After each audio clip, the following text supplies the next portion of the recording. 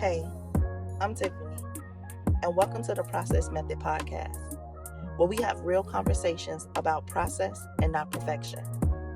As we work through our own things in order to get unstuck, process, and build balance, tune in every week and participate in the journey as we process together. Hey, you guys, what's up? It's Tiffany from the Process Method. I have a question. Have you guys ever felt like you were in this crazy shift where it's like you feel different mentally, you feel different emotionally, you feel different spiritually, and even financially? Like you just want to do a whole 180, 360 on everything. But in the process of doing that, you still have to experience life and kind of figure out like what you need to do in order to get there. Well, guess what? That's what we're going to talk about today, because I'm in the midst of that shift.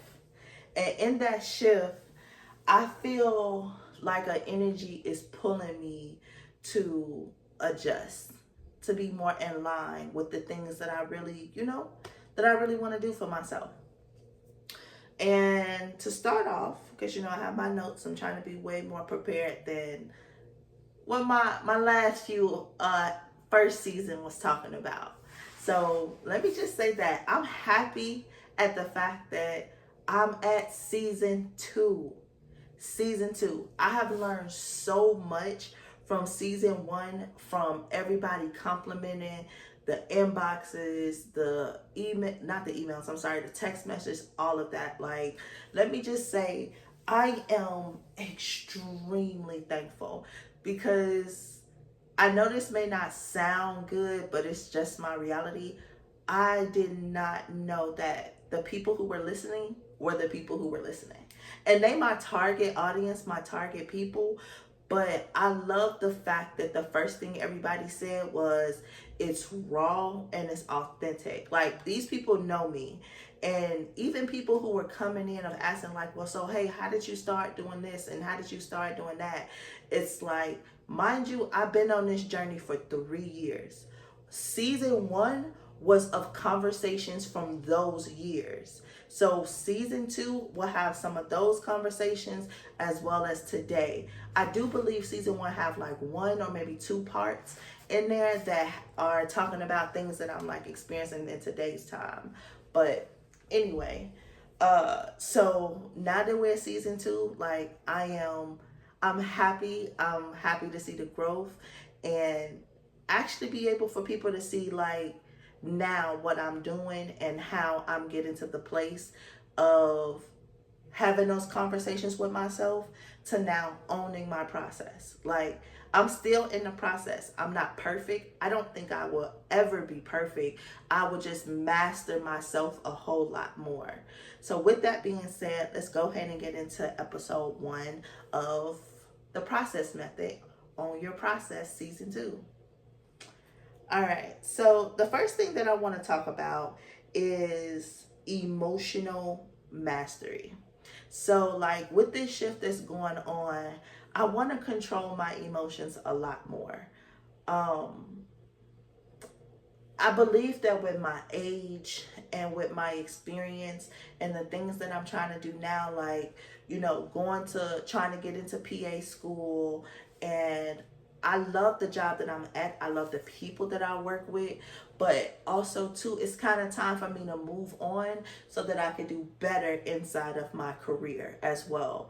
So, and that's more so of research. But with progressing in my career, progressing in the type of relationship I want, progressing in my lifestyle and different things like that, my emotions have to be handled. So with the shift that I'm in, I feel a real pull emotionally. And saying that is like, now I'm more intentional on how I treat a partner.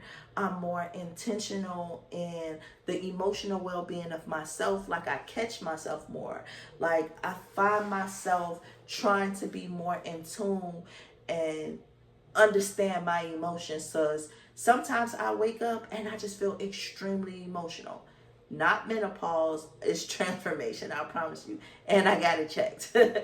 But like, I am really trying to get to a point that it's like I can control that imbalance more.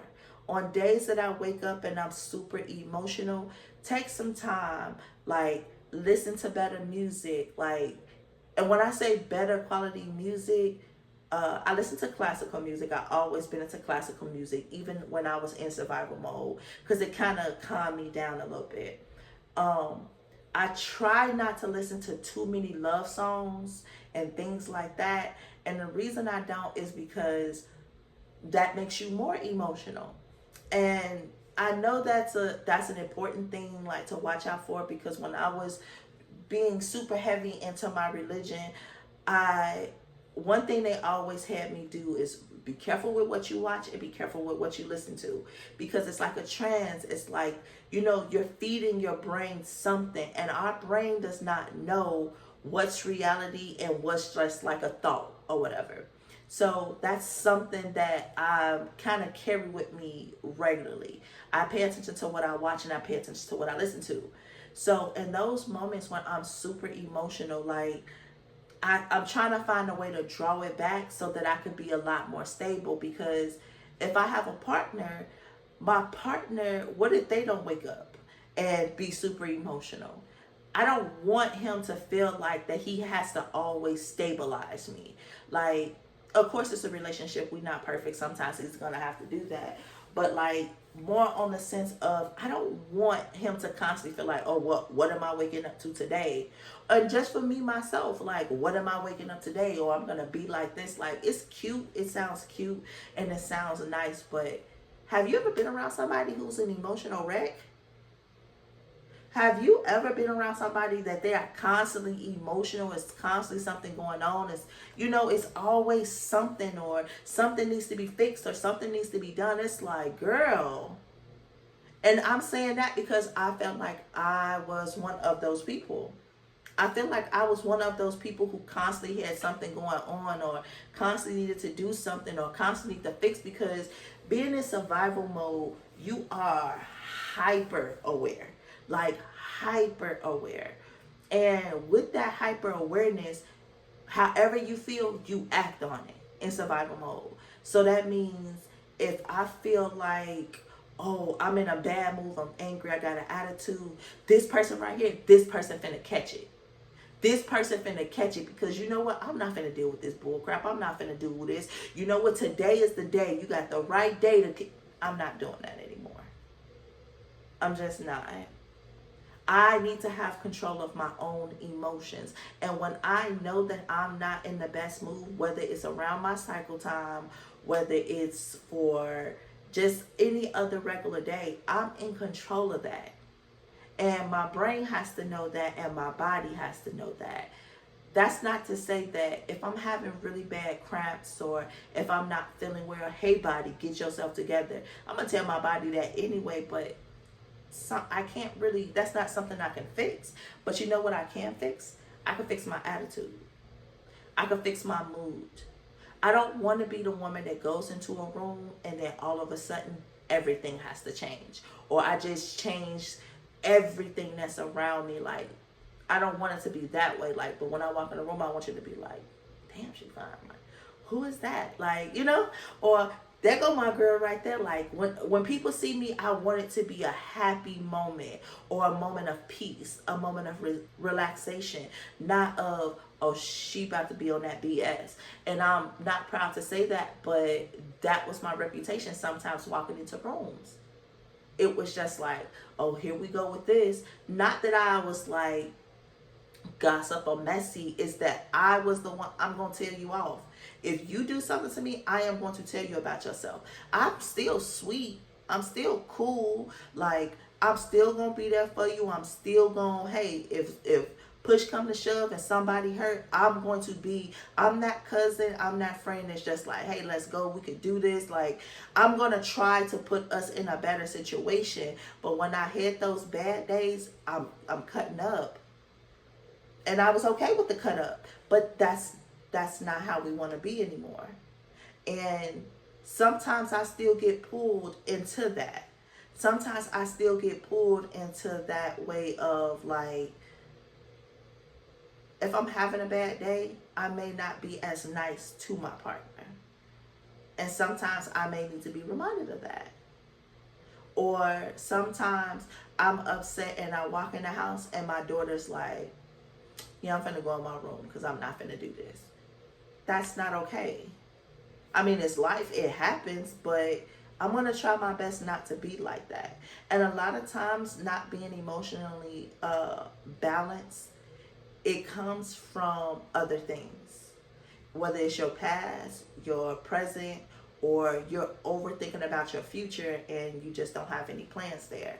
But all in all, you still need to have like a way to regulate yourself or to kind of get yourself together. If you're sitting in the car for a couple of minutes, like different things, you will figure that part out. But I know for me, a way for me to do that would be more so of like, I guess I could do something like I know chat be telling me to do stuff like breathing techniques or journal or like write, like little things like that. What I do now is I kind of just take a quiet moment to myself. I kind of be to myself, but I'm trying to work on doing that more because me and my daughter actually got into it because I couldn't control myself emotionally. And she was at the point where it's just like she couldn't control herself emotionally. And anybody who has daughters or anybody who is like have children, when your children are being emotional and then you being emotional, or you're being emotional and then your children being emotional, it never turns out well. Or even your partner, it never turns out well. So it's like, even when others are being emotional, I need to ground myself. I found the issue that happens when I'm not grounded myself. And that shift that I'm feeling is calling me more to pay attention to my mental, my emotional side, and be more accountable for it.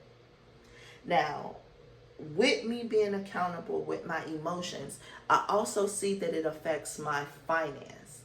Now, this is another thing that I'm feeling a shift in, and that's my financial flow, right? When I'm being emotional and I'm caught up in that emotional tycoon, how you say it, tycoon or chaos or whatever you want to call it, I spend more money. Because I'm emotional and I'm not doing what I'm supposed to do, I tend to indulge in things a lot more than I need to indulge in. So, like, prime example. So, financially, I'm on track. I'm doing what I'm supposed to do. Like, I'm paying my bills on time. I'm not splurging too crazy. My car insurance is paid for. My car note is paid for. My rent is paid on time. My utilities, my subscriptions, all of that. Everything is paid like it's supposed to. But this month, I found that I was super emotional. Because like this shift, I'm trying to understand what's happening to me because I feel it physically too while I feel it mentally, emotionally, and all these other things. So anyway, I'm emotional. I'm in my feelings a lot, a little bit more than I would like to be. So now when I get off of work, instead of me doing my side hustle, which is like Instacart, Spark, stuff like that, Uber, Lyft, like it's a variety of different things that I can do. Instead of me doing that, I'm like, no, I need a rest day. I'm not gonna do this. I'm gonna go and get some ice cream. I'm not finna do this today. You know what? I'm gonna go to Walmart or Ross and I'm finna shop and do this real quick. You know what? I'm not finna do this. I'm about to go out and go grab me something to eat and have some me time. I did that literally for a week straight. A week straight. Now before, I'm much better now because before that'd be me the whole month. And I wouldn't even care. knowing that I got bills to pay, knowing I got trips coming up, knowing all that. I didn't care. I was going to figure it out. But now that I know better and I actually have done it, practiced it a few times and actually put forth the effort in doing things, I know that isn't good. Because now, last week when I did the whole getting my money together, counting my money and budgeting for the following month, the money ain't right. The money ain't right. Now I have two options.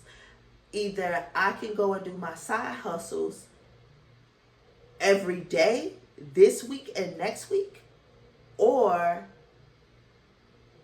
be broke for a few weeks. And when I say broke, understand everybody's definition of broke is different. So broke may be on the lines of I can't spend my extra money. Because that's really what my side money was for. Because the job that I have, I'm one of the fortunate people who make the money that I supposed to make. And I can afford to live in the life that I want to live in. And that's just by my choice. Like, I did the work, I found the job, I'm licensed, and I'm working where I want to work and doing what I want to do. But that's something else, that's something different. But anyway, so normally when I do the side hustles, the few times a week, that's the money I can spend on like nails or like going out to eat, or if I got an event coming up, or just extra things, and too, like gas, like if I want to do something to my hair, or go get my toes done, or just something like that. That's where my money come from. But what I spent in a week's time is what I spent for the month. For the month. One thing I can do, I can spend some money. And I think a lot of people can agree, I could spend some money. I don't know where I get the money from, but I'm going to spend the money. But that's the thing. Like, I have to be more conscious of that, because my emotions and me being drained and burnt out because just not taking care of what I need to take care of for whatever reason, it don't matter the reason, it has slid over into my financial life. And mind you, that's sliding into my financial life. I'm in a shift that I want to change my financial situation. And I'm on track of changing my financial situation, but I'm not really working in harmony with my goal either by doing stuff like that. And that's something that I have to change, because if I don't change it, I'm going to keep finding myself in the same situations. So prime example, this is one financial thing that I learned, because I learned this in business because I went to college to do business as well. And also I had business. I had two businesses, successful business before, and just through practical experience throughout life, right? So I want you guys to try this and you tell me if it worked. Like, sit down and write out all of your monthly spending, right? And if you want, just comment in the comment section and let me know if you want this too, because I actually have a PDF version that I created for myself on finances and stuff. But anyway, write down everything you spent for the month, right? One thing that's going to show you is how much you're spending, what you're spending money on, and what you can stop spending money on and be okay with, right? But anyway, so say for example, my rent is $1,000, right? With that $1,000, my rent, say I bring in, say $2,500, right? $2,500. I had this thing that the first of the month come up and I don't pay that first month's rent, right? When you don't pay 1 month of rent, it's going to take you 2 to 3 months to catch up on rent and be on time. Hear me out. This is why they say you need to live within 30% of your income. But anyway, say you get paid 2 times a week. Say you get paid every 2 weeks, because I just want to use the common thing, right? Your rent is $1,000. You get your first check, let's just say the 3rd, right? So you're supposed to pay rent no later than the 3rd. hey, rent office, I can't pay rent this month. I'll pay it in 2 weeks, right? Mind you, now you're behind in the hole $1,000 for the month, right? If you took that check that you got on the 3rd and you didn't pay any of your other bills, or if you just jagged it off or just spunt it because you was emotionally messed up and it was just a lot going on and you done got, that's not even accounting if you're already behind. This is you being on track and then you just mess up for a month, right? If you didn't take that check and do what you need to do, when you get that next check on the 17th, mind you, you only make $2,500 a month, so that's like $1,250 every 2 weeks.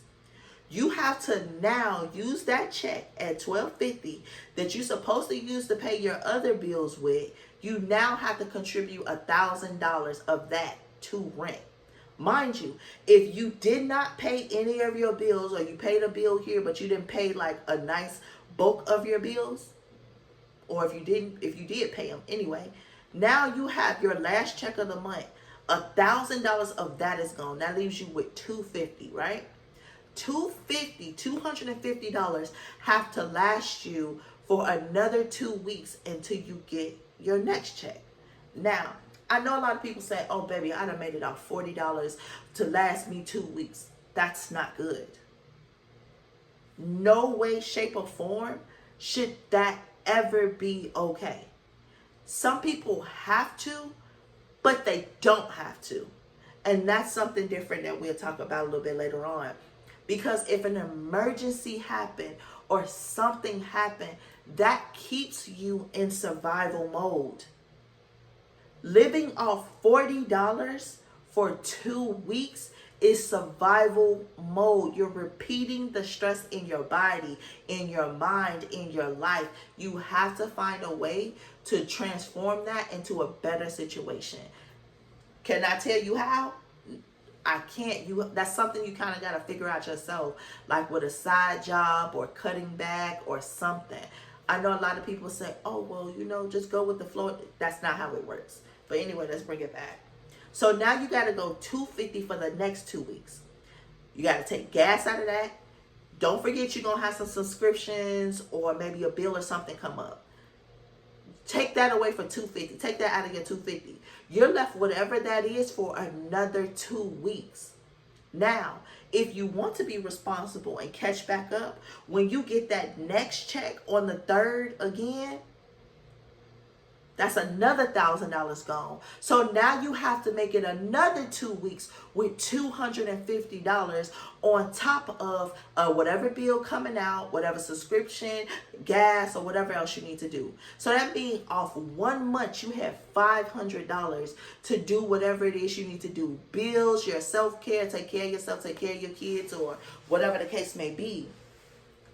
That's not living, that's survival mode. So say the 3rd came around again, right? And you didn't pay that $1,000 because you're like, I just got a check. I kind of need, I got to do something for myself. Like I need to get some food, or I need to pay this on my car, or I need to pay insurance, or whatever the case. I need to get my hair done, or a trip coming up, or a family function is coming up, or my kid thing is coming up, and I need to pay this for my kid. Like, I can only speak from an example of what I experienced or what I seen like associate or family and stuff experience. Like, there's always going to be debt. You're always going to be in debt. As long as you're in America, because I only know about America, you're always going to have debt. Even people who are millionaires, 6 figures, 4 figures, 2 figures, whatever you want to call it, all of us are always going to have debt because we all have to pay for the cost of living. But anyway, so like, say you don't pay that for whatever reason, right? Now you're behind again for another $1,000, including, mind you, if you're renting, there's late fees. I don't know about a mortgage if you have fees or not, because I've been a renter. I'm not a homeowner or anything like that. But like, there's fees attached to that. So you still got to pay those fees. Mind you, depending on where you are, I'm in Georgia. So if something happens, you don't pay your bills by a certain time, they automatically file for like eviction and you have to pay those fees. I lived in luxury apartments. Those fees start off at $150 and then they're like $50 a day. And after like 10 or 14 days, there's an additional fee that you have to pay. Mind you, you're not just paying a fee on rent, you're paying a fee on rent, garbage, and if you have like a carport or garage, you're paying a fee on that as well. All of those fees add up. So what we missed in 1 month, now we're trying to catch up in the second month.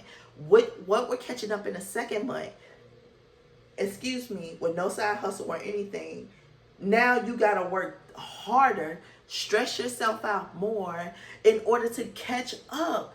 It's not until month 3 that you really can catch up. But either way, you're going to go through a month of just being broke and your money not being where it's supposed to be.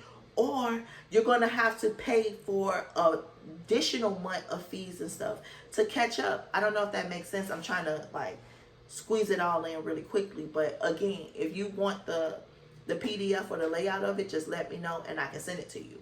But one thing I'm learning about finances is you have to pay yourself first. Financial freedom is a real thing. Like they say money don't bring you happiness. They lied. Money is a tool that we need in order to live. Some people can pay their bills faster than others, but paying your bills on time and having your life structured financially allows you to relax.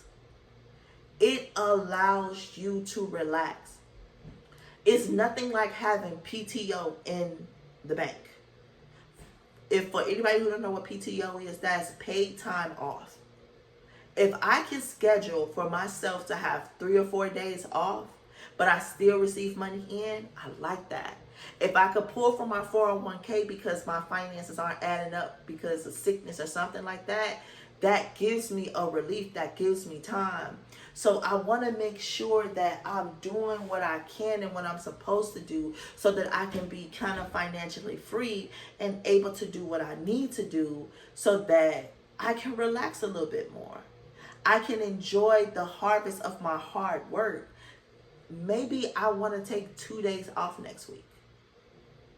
But because my bills are paid and I got a little bit to go into the next month, those 2 days off, I can use my PTO. So I'm still getting my time in, one, or I have my 401k, or I have my side hustles, and it allows me to still bring in a stream of income. Now, I do want to get to the part of where I have another income and I don't have to physically do anything to bring in that next income. And that's something I'm working on, which is investing. Learning how to invest my money so that my money can work. But that's here nor there. That's a whole nother conversation. But anyway, with this shift, I'm learning that me starting off being behind for 1 month trickles into like 2 and 3 months because I don't like to be broke. I don't like to be without money. And now that I'm stressed and I'm worried about my money, now I gotta work more and I can't relax, or I can't do the things that I love to do. I can't study as much for school, or I can't work on my podcast because I'm trying to figure out how the fuck am I about to make this money so I can pay for what I need to pay for. And even still with me messing up for that week or two, and I'm counting my money, it's like I'm gonna have to make a sacrifice. Either I'm gonna have to work for the next 2 weeks, or I'm gonna have to not spend some money for a month.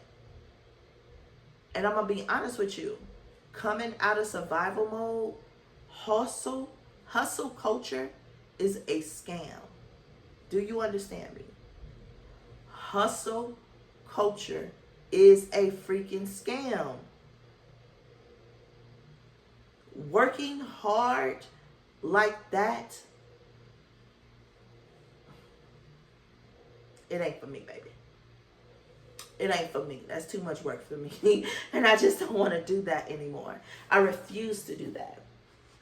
So when I do my extra work every other day or 2 or 3 days out the week, that's enough for me until I can move up in my career like I'm planning to do, so I can bring in that extra money and I can cut back on that and put more into investment and different things like that. And that's what I mean about the shift, because my shift is not just pretend, or money to get my nails done or things like that. I want to put away money. I want to get to the part, like actually get to the part where I have 3 months, 6 months, a year of my cost of living put away. I really want to get, that's a real life goal for me, because I seen how it is when literally early 2025, I needed to take 3 months off because of the seizures that I was having, or the seizure-like activities that I was having. And I needed to take like 3 months off and relax. You hear me? When I took off for those 3 months, like I didn't take off, I went to work. I think I was working 3 days a week or something like that. But I could rest. I could relax. I wasn't stressed. I wasn't any of that because my bills were paid. I had things set up through my job and through myself. Like I took my taxes, I put my taxes away.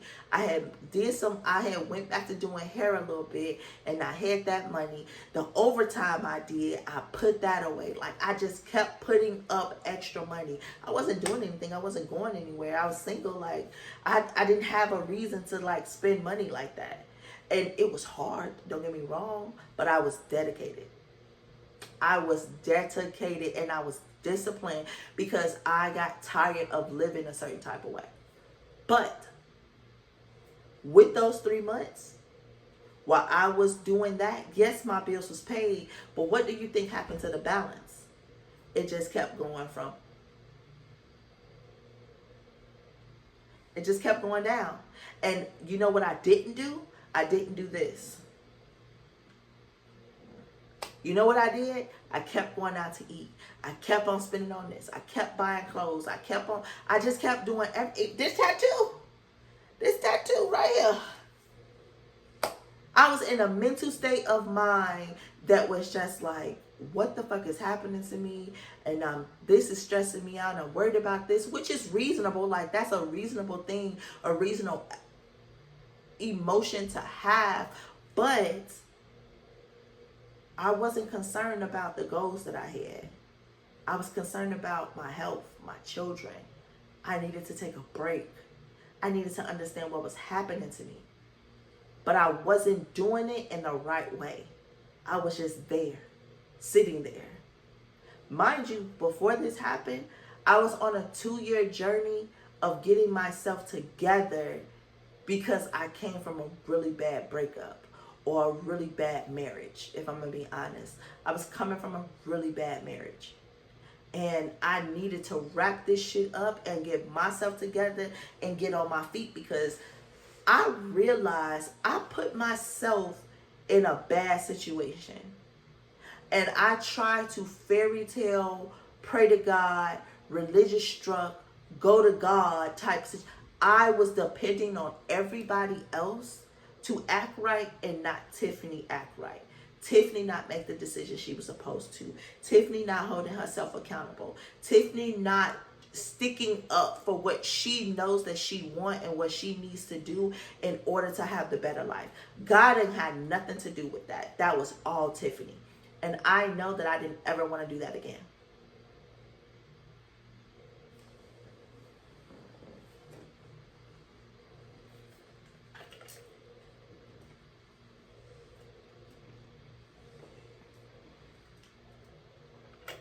That kind of gave me a flashback. I'm sorry.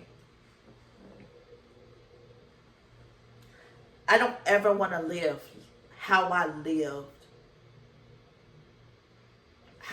before. I'm thankful for how I lived. I'm thankful for the lessons. I appreciate the lessons. I appreciate that I taught myself some things that I need to kind of like wake the hell up and stop playing with myself. Because the reason why I wasn't financially stable was because of me. I allowed things that I've been through, and I allowed the excuse of not doing what I was supposed to do be the reason. Well, I experienced this, my life was like this and like that and not this, and I've been to therapy, I did that whole thing. So I knew what the issues was, and I knew what I needed to do to fix them and how to get them. And I got myself together slowly. Slowly but surely I got myself together.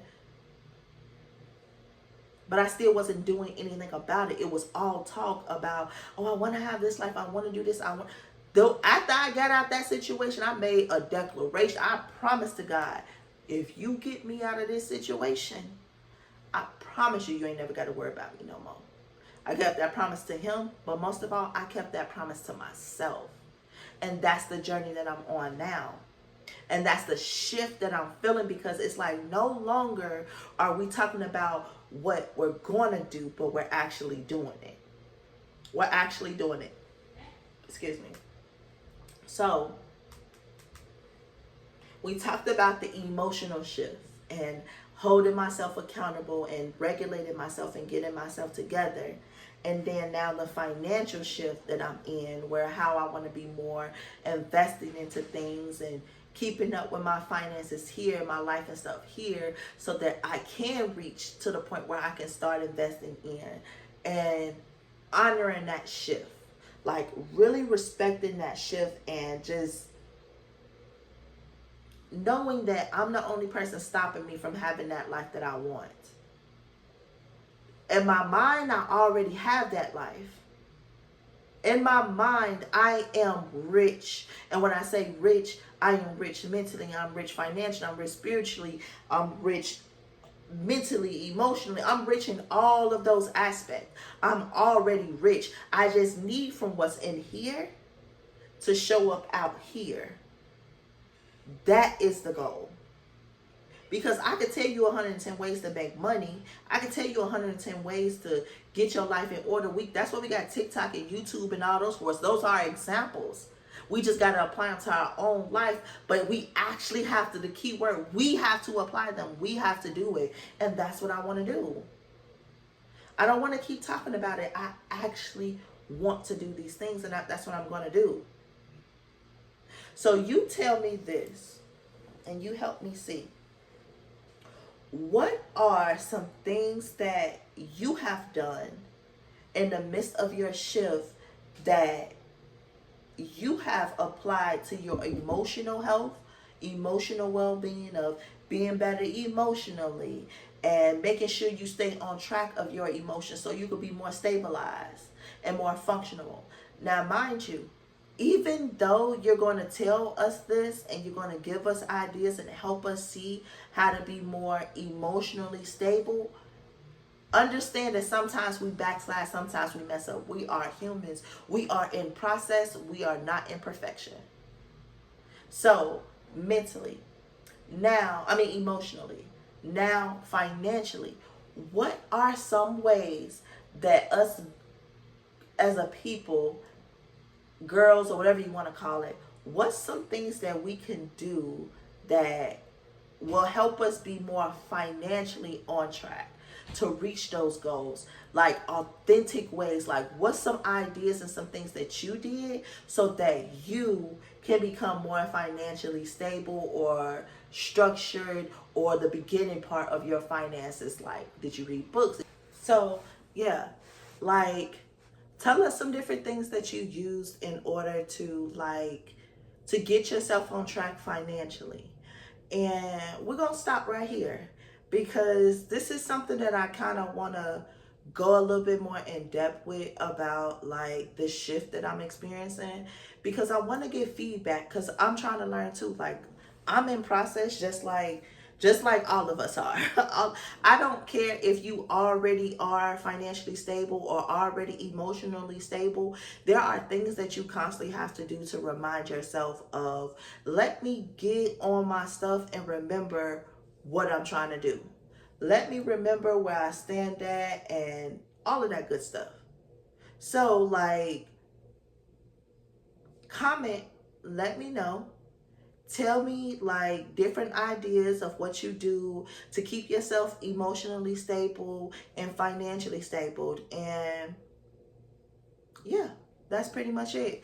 So thank y'all again. This is our season 2, episode 1 for the process method. And this season is Own Your Process. And I think we really gonna enjoy it. Like a lot of participation, a lot of us speaking our truth, the rawness, the unedited, like really getting our stuff together like we need to. So I'll see you guys later. Don't forget to comment. Follow us on Instagram. Follow us on TikTok, Facebook as well, and join the community. And don't forget, new podcast episodes and videos come out every Tuesday. And what else am I missing? Thank y'all for the support. I really do appreciate it. I love y'all. I do, because so quickly, I appreciate the love and I appreciate the support. And see y'all later. And thank y'all for following. All right. Bye.